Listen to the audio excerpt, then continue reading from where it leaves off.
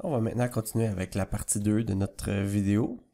Je vais skipper les slides pour cette partie-là. En fait, c'est la partie 3. On va voir comment créer nos tiles. Donc, on doit commencer par se créer une classe qui va être une représentation de toutes nos tuiles sur le jeu. Donc, je vais appeler ça GameTile.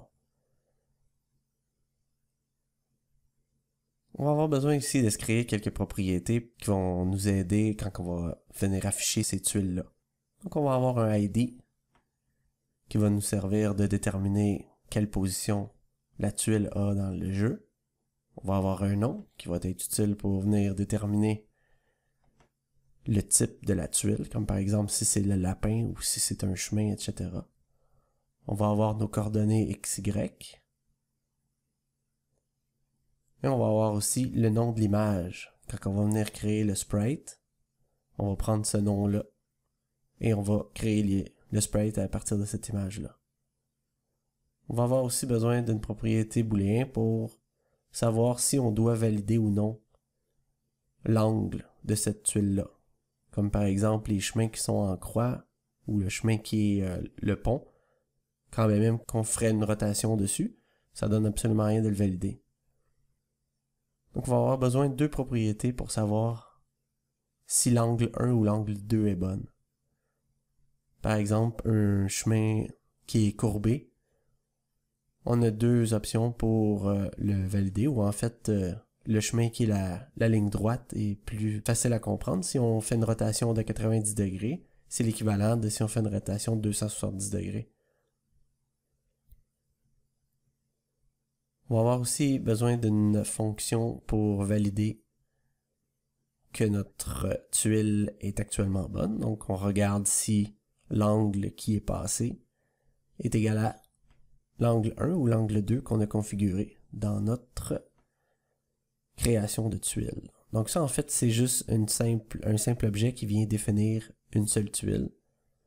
On va construire une liste de tuiles pour créer le jeu en tant que tel. On a besoin d'un level manager qui, lui, va gérer, selon le niveau où on est actuellement dans le jeu, quelle tuile on doit ajouter. Donc, on va avoir besoin d'une référence au niveau qu'on est actuellement. Donc, on va appeler ça le current level.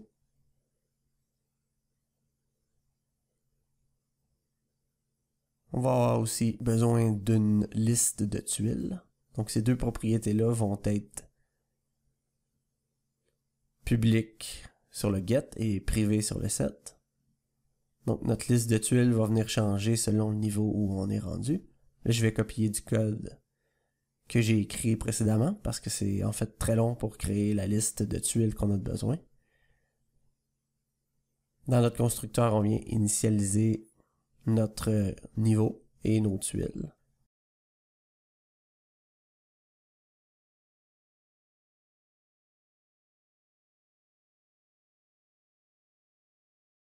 Et on a une méthode publique qu'on va appeler next qui va nous permettre de passer au niveau suivant. On incrémente le niveau. Et là, je vais copier le code que je disais, qui est en fait très long. C'est un switch case qui regarde quel niveau on est actuellement. Et selon le niveau où on est, ça va venir créer les tuiles qu'on a besoin. Donc ici, on voit toutes les propriétés qu'on a été créées dans notre GameTile. Le nom de l'image va nous servir de point de base pour charger notre tuile. No ID. On a 16 tuiles, donc qui sont de 1 à 16. Et on a le lapin et le chasseur qui sont sur des ID différents avec des noms différents. Donc toutes nos tuiles portent le nom de tile. On va voir ça plus tard, pourquoi que c'est utile. Quand on fait une récupération des nodes de la scène, on est capable de venir dire qu'on a besoin de ces noms-là. Donc ici, on va avoir une méthode qui va nous permettre de savoir si notre niveau actuel est résolu. Lui, il va accepter une liste d'angles. C'est en fait les angles que le joueur a actuellement devant lui. Donc chaque tuile a un angle et on vient valider cet angle-là avec notre fonction isValid de notre tuile en lui passant l'angle en question. Donc c'est un peu pour ça qu'on a des ID. notre array d'angles va correspondre au ID de la tuile.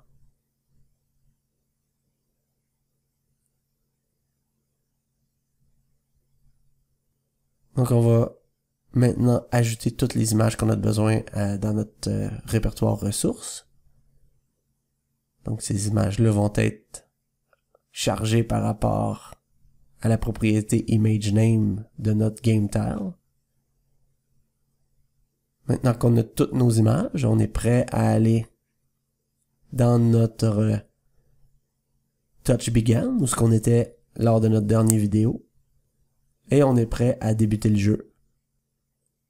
On va avoir besoin d'une référence à notre Level Manager, et aussi, on a besoin d'une fonction Next Level qui va nous permettre de passer au prochain niveau. Donc maintenant, on se déclare une variable privée qui fait référence à notre Level Manager.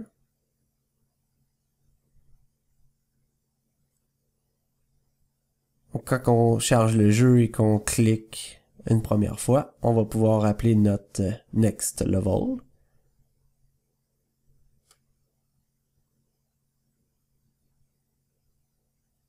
Et lui va en fait simplement appeler Next sur notre Level Manager. Mais avant toute chose, il faut s'assurer que on vide toutes les tuiles actuelles du niveau courant. Donc pour chaque node dans notre propriété Children, on regarde est-ce que notre nom est différent de background, parce qu'on veut pas enlever le background vu qu'il est pareil pour tous les niveaux. Si c'est n'importe quoi d'autre, on va simplement exécuter une action qui est Remove from Parent, qui va nous permettre de effacer cette node-là.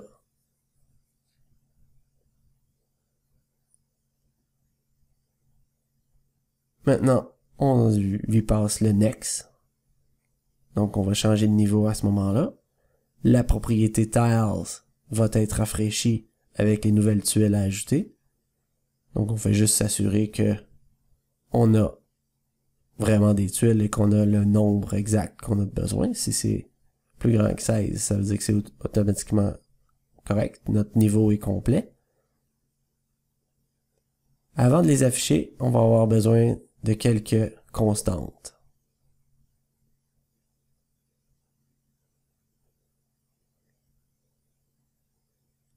Donc ici, on fait le tour de toutes nos tuiles et on va être prêt à créer des sprite nodes pour chaque tuile.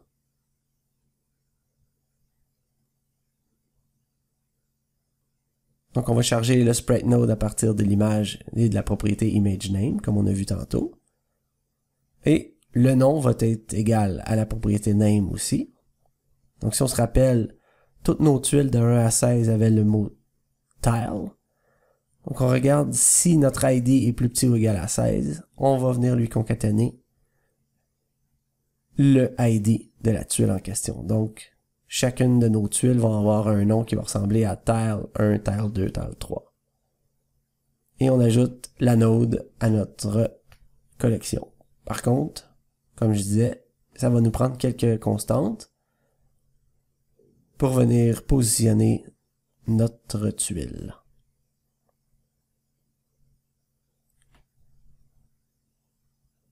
Donc le tile size est en fait la grandeur de l'image. On va aussi avoir besoin de nos constantes qui vont venir définir l'espace qu'on a du haut de l'écran de jeu et de la gauche. Donc un top edge et un left edge, ça va nous permettre de venir positionner notre tuile.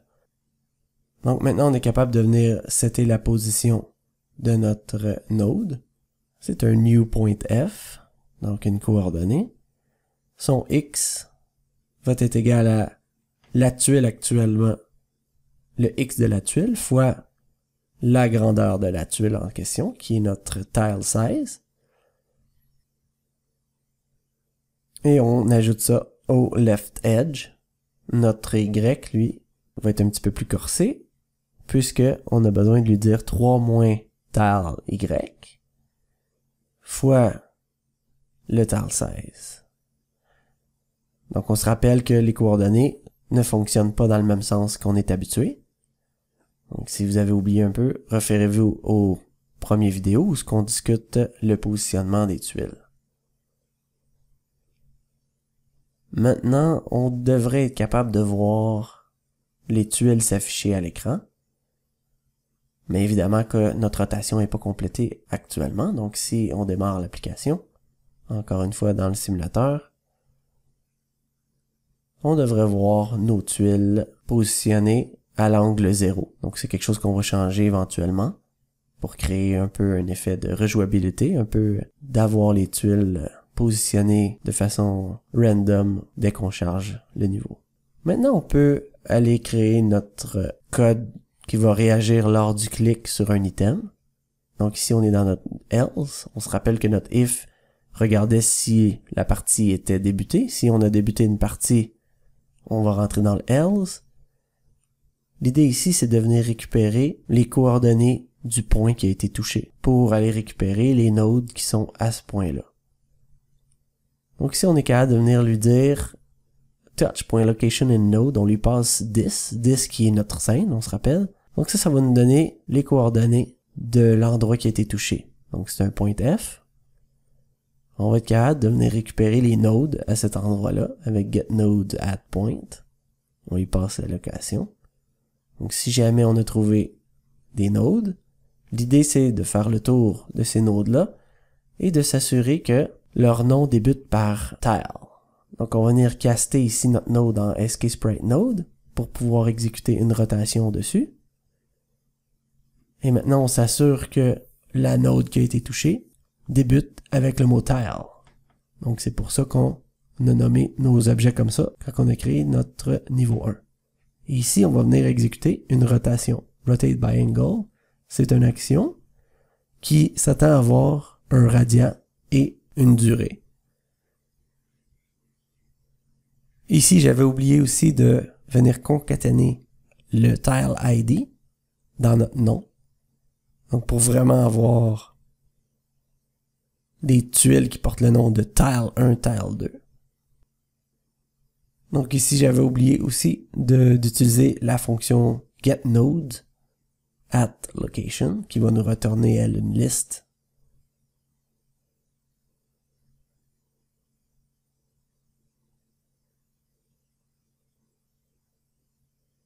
Maintenant, si on essaie ça,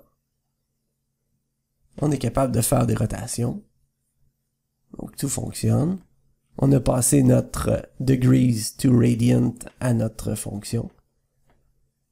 Et une duration de 7 millisecondes. Maintenant, on va récupérer les angles dans un array de int. On est capable de boucler à travers toutes les children de notre scène actuelle. On va récupérer nos tiles. Et là, on va venir récupérer le ID de ce tile-là en remplaçant le mot tile par rien du tout. Donc, c'est pour ça qu'on a appelé nos tiles tile 1, tile 2. On est capable de venir les identifier comme ça. On est capable de venir mettre la bonne angle dans notre array de angle. Et on utilise notre fonction degrees to radian qui va nous permettre de venir récupérer le Z rotation de notre node et de venir la transformer en 90 ou 180, ces choses-là. Les bonnes réponses qu'on a mis dans notre good angle 1 et good angle 2. Et maintenant, on est capable de venir demander à notre level manager si notre level est résolu ou non. Et s'il est résolu, on va simplement écrire dans notre debug Windows pour l'instant. On va se garder un peu de travail pour la prochaine série de vidéos. Si vous voulez être avisé des prochaines vidéos, vous avez juste à cliquer sur le bouton subscribe.